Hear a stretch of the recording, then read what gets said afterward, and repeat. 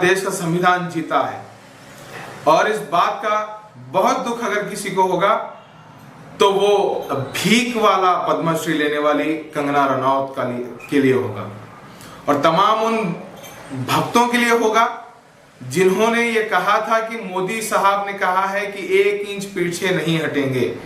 1 inch क्या, पूरे 1 साल 2 महीने बाद क्वैश हो गया है। उन्होंने कहा है कि इसको रिपील किया जाएगा, कैंसिल कर दिया जाएगा। तो ये 1 इंच नहीं, पूरे 1 साल 2 महीने पीछे जाने वाली बात है। और ये जो कंगना रनौत जी कहती हैं कि देश को आजादी 2014 में मिली, मैं ये कहना चाहता हूं कंगना जी, 2014 में आप जैसे कुत्तों को आजादी मिली कि संविधान पर उंगली उठाई जाए। आप जैसे भौंकने वालों को आजादी मिली कि हमारे फ्रीडम फाइटर्स की बेइज्जती की जाए।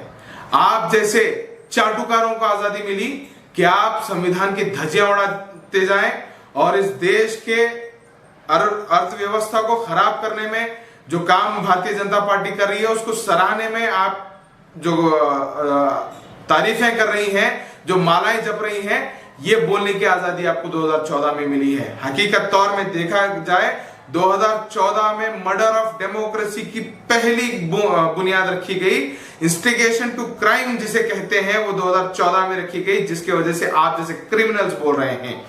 और ये बयान आपका कब आता है?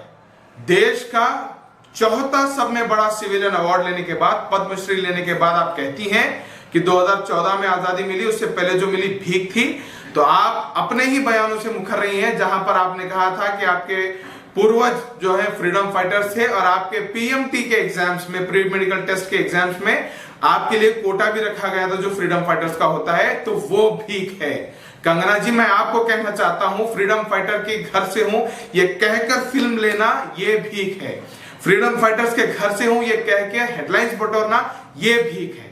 फ्रीडम फाइटर्स के घर से हूं ये कहकर बड़े बड़े मीडिया शोज में जाना ये भीख है।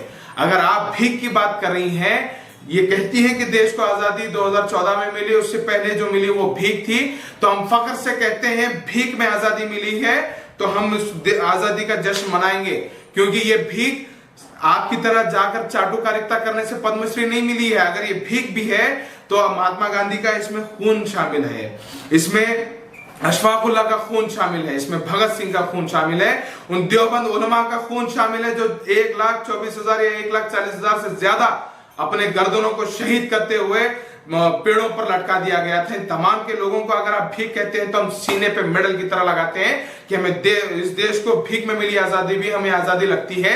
लेकिन आप चाटुकार हैं, आप दोगले हैं, चमचे हैं, आप उनके भक्त हैं। आप पद्मश्री लेने के लिए ये सब कहती हैं, पद्मश्री तो मिल गया, पद्म विभूषण की बात शायद आप सोच रही हैं, लेकिन याद रखिए आज जो दिन है ये कॉन्स्टिट्यूशन को जिंदा करने वाला दिन है। आज से आपके चाटुकारिताओं को खत्म करने के लिए, आज से आपके चमचागिरियों को खत्म करने के लिए जो संविधान की जीत की गई है, इस जीत से आपका खात्मा भी निश्चित है। आपको इस देश में ज्यादा बक बक बक बक बक बक करने का अवसर नहीं मिलेगा, क्योंकि इस देश में अगर किसी की जीत है तो सिर्फ डेमोक्रेसी की जीत है। और आपसे इतना निवेदन है, तमाम व्यूअर्स से इतना निवेदन है कि आप ऐसे एक्टर्स को बढ़ावा न दें। उनके खिलाफ बोलने से भी उन्हें कुछ फर्क पड़ने वाला तो है नहीं, लेकिन अपनी अपनी जगह पर आप आवाज उठाएं ताकि दूसरी कंगना रनौत ना पैदा हो, कोई इतनी मजाल ना पैदा कर सके, कोई इतनी जुर्रत ना कर सके कि इस देश के आजादी के बारे में ऐसे डेरोगेटरी स्पीच दे सके। इतना कहते हुए मैं आप सभी लोगों से गुजारिश करता हूं, कंगना रनौत को बाइकआउट करें।